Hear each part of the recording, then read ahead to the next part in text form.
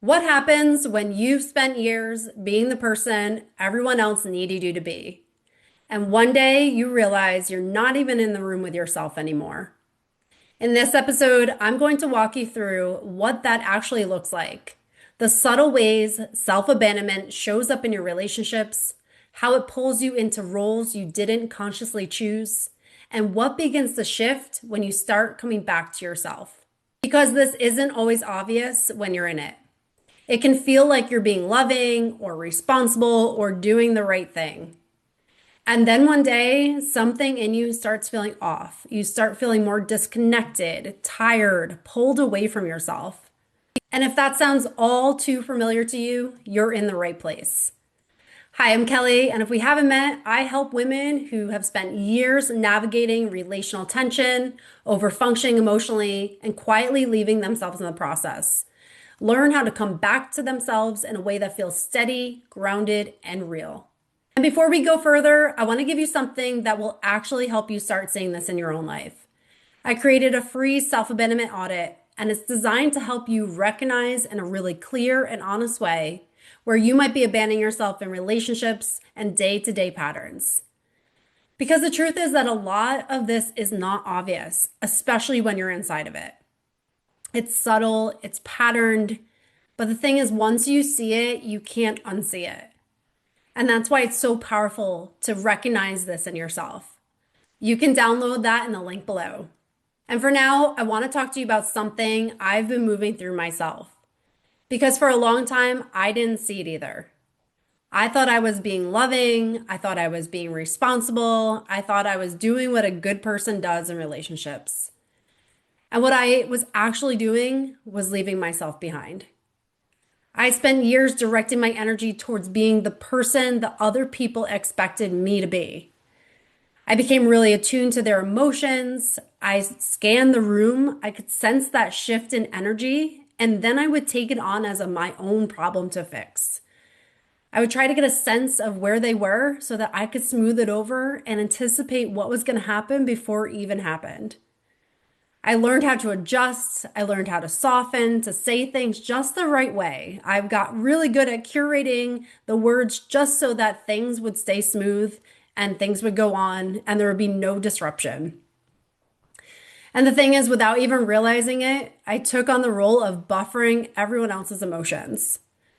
I relinquished my own care. I didn't even realize the toll it was taking on me to take on that burden. I became the middle space, the one who held everything together. And what that meant was my attention was always directed outward, never inward. And to be honest, there was very little left for me to actually be myself, to feel joy in my own life, because I felt like I was too busy navigating all the things that I felt like I had to take care of. And while it's subtle in the beginning, it wasn't subtle when it started to break me. It had become really painful and really in my face. And looking back, I truly believe it almost had to get to that point so I could actually see it for what it was. Because before that, before it hit the fan, I almost felt like I was blind to it. I really knew no other way of being. And I did not realize the cost it had until it got to that point. And what I started to notice was that the more emotional work I did, the more was expected of me. And the more I held, the more I was relied on to hold it. And it became this kind of sand trap. I felt like I was sinking deeper and deeper with nothing to grasp to pull me out of it. It felt like I was so weighed down by everything that I was experiencing. I didn't even know how to get out of that situation that I had in my life and had, in hindsight, created in my life by accepting that. And at some point, I realized something that changed everything for me. That in the process of keeping the peace with everyone else, I had left myself behind. It was in these small moments that slowly chipped away at my essence, that took away my joy, took away my peace, and I didn't even realize it until I was so far in it. And I didn't feel like I was connected to my needs. I didn't feel like I was connected to my feelings. I felt like everything that was me came secondary to keeping everything outside of me going. And that's when I realized that the only one who could actually protect me was me. But that it's hard to sit with. That takes a lot of courage. And if you're in this, you know that. And if you're facing that reality that no one's going to come to save you but yourself, it can be a hard reality to face. But yet, also one of the most empowering journeys you can go on right now to realize that you have that power within you always. And once you harness it, that's when everything shifts. And that's where things started to change for me too. And it wasn't because everything around me shifted. It wasn't because everything got smooth and that my life just turned around miraculously. It was because I stopped abandoning myself. I stopped allowing my energy to be wasted on situations that I truly had no control of and that really was not mine to solve. I stopped trying to manage everybody else's emotional experience and I started to honor my own. I started to recognize how my nervous system was responding, and I cared about that more than making sure that everybody else in the situation was comfortable.